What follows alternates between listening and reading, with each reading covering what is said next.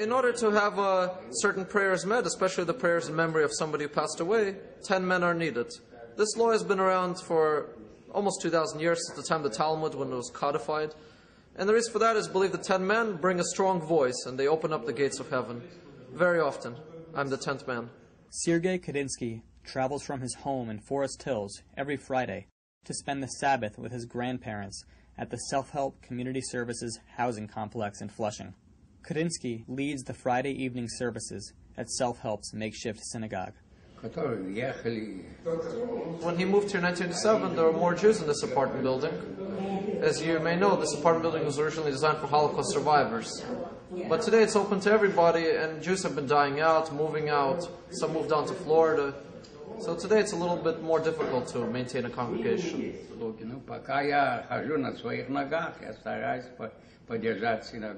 While I walk on two legs, I can still maintain the synagogue. As the demographics of Flushing have changed over the years, the synagogue, which is comprised largely of Jews from Central Asia, has struggled for numbers. Mr.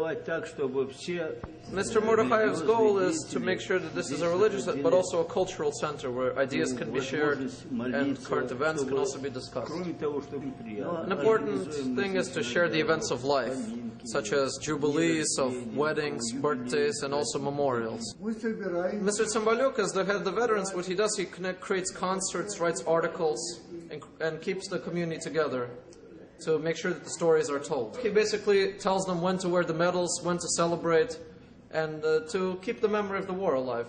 Preserving the memory of the war is one thing, but maintaining a synagogue with minimal funding is something else entirely. The Self-Help organization receives plenty of charity, including from the Jewish Federation, but the funds, they do not trust the synagogue's members with it. So they always say, we don't have enough funds, we don't have enough funds. For example, we have 2 Torah scrolls, one of them is broken. It costs a very small amount to fix it, or for example, to have cookies, wine, for sanctification. So we hope that the synagogue, that the Self-Help organization can trust the synagogue with the funds. As you can see, almost every item here has been donated by residents. Some of them are alive, some of them have passed away long ago, the building being almost 30 years old. So from my point of view, we don't want their sacrifices to be forgotten. And if a synagogue closes, what happens to all the plaques, the memorials? They're either thrown out or they're given to another synagogue. But something has to be done for these sacrifices. It's a very important part of my life. I have gone to shul most of my life, and it's part of me, and I would be missing it greatly if I did not have this temple right here, because I cannot walk very well, and it would be a very difficult thing for me to get to the temple. If it rains or snows or anything like that, it's so easy to come down here. Even if you just don't feel just right, it makes you feel good being with the congregation. While all of the congregants appreciate the convenience of the synagogue, many of them are simply grateful to be able to practice their religion.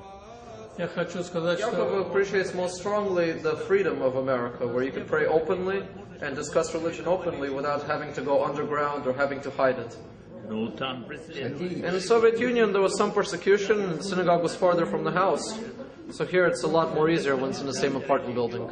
The Self-Help congregants admire Kadinsky for his decision to help carry on their traditions, and the aspiring writer welcomes the challenge of leaving the Jewish enclave of Forest Hills every week for Flushing, where the population of Jews is dwindling. In my neighborhood, Forest Hills, Queens, on Monoway Street, there's like 5 blocks, 4 synagogues in a row. And on any given Sabbath, you could go to one, go to another, hear a good lecture, hear a good lesson, good singing, good service. And you feel, what difference can you make? Sure, you count, but here you really count, because here every little person's needed to keep a synagogue going. In Flushing, you don't have much kosher food. You have very few Jews here, very few who are even observant. So my grandparents appreciate it, and I hope that it continues and I think it really contributes to their health and to their life. I usually read the Torah before I come down at night, so I could understand what they're saying and follow. I've been doing that for about 30 years now.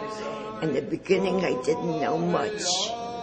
But every year, I found out something else in the Torah. As I get older, I know more.